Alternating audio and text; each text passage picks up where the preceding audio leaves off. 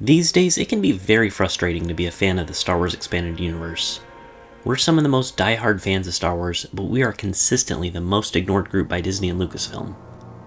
However, recently we've gotten some really awesome announcements when it comes to EU merchandise, shows, and games. And there's quite a bit to go over, so let's get right into it. For Lucasfilm's 50th anniversary, Hasbro revealed a line of Black Series figures based on Star Wars comics. Very reminiscent of the old Dark Horse comic packs, which included a comic and two figures that were showcased in said comic. These new figures have box art that showcases the story that they are based off of, and they all look quite amazing.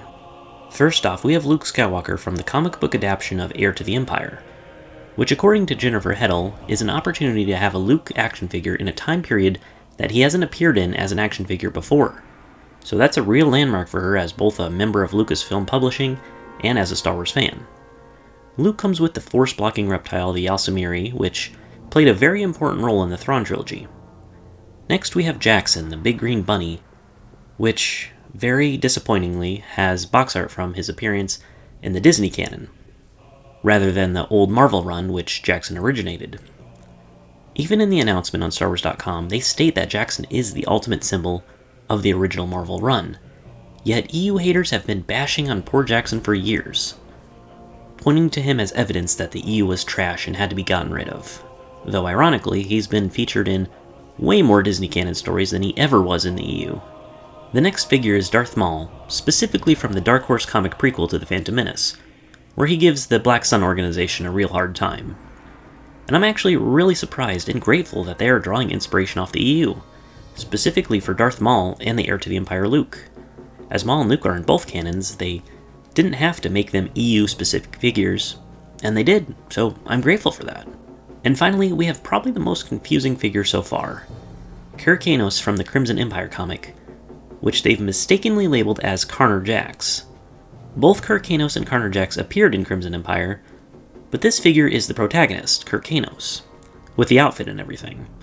Karner Jax is the antagonist of Crimson Empire with a very distinct black Royal Guard outfit.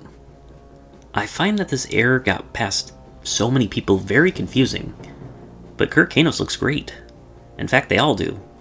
I'm going to order them all, with the exception of the Jackson figure, because if they're basing his look and his box art off the Disney canon, then I'm simply not interested. Regardless, I hope this is only just the beginning of a line of figures from Legends Comics, where there are potentially hundreds of characters from Star Wars EU that they can represent. In other news, on GameStop.com, which has just been a bastion lately of EU merchandise, figures, and Funko Pops, have just announced a Star Wars Gaming Greats box.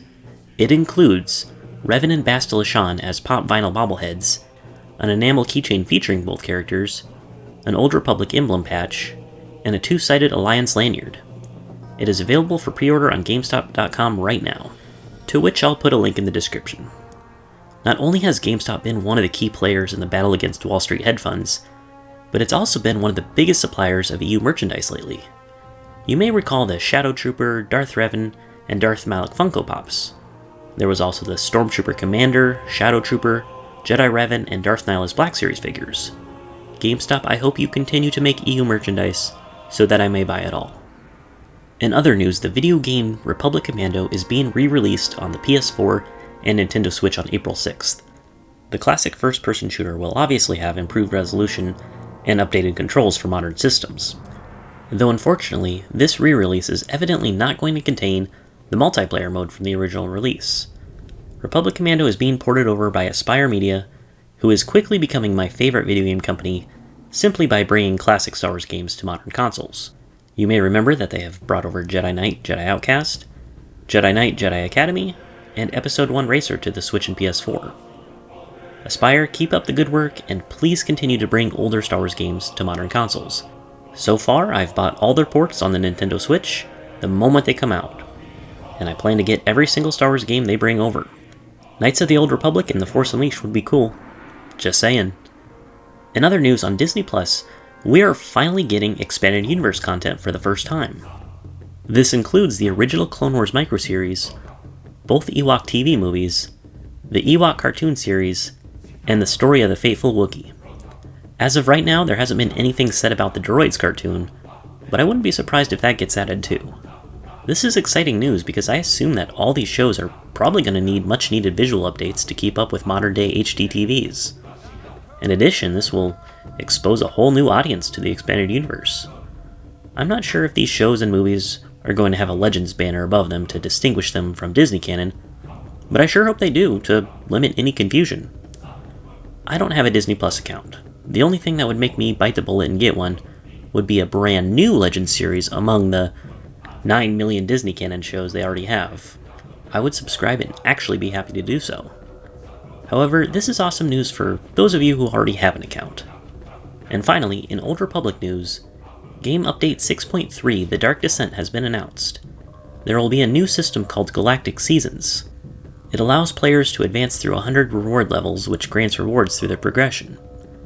To progress, players will receive a set of daily and weekly challenges called Priority Objectives, comprising of existing and/or new conquest objectives. Priority objectives will require the player to complete specific conquest objectives to receive Galactic Season points. One of those rewards includes a new Kubaz companion character, Altur Zak Adan. There's also going to be a new flashpoint, Secrets of the Enclave, where players will be joined by faction characters to follow the footsteps of Darth Malgus and journey to the ruins of a Jedi enclave hidden away on Dantooine. Aaron Linner will join the Republic players on the flashpoint, and Darth Rivix will join Imperial players. The Old Republic MMO continues to remain the only consistent source of brand new Legends story content, which in of itself is a great reason to support the game. I look forward to seeing what lore and continuity is going to be expanded on in this amazing game. Considering that Disney and Lucasfilm have hardly any interest in Legends at this point, it's nice to see that even little pieces of news like this still spring up from time to time. But what do you all think? Do any of these reveals or announcements interest you? Please let me know what you think in the comment section below.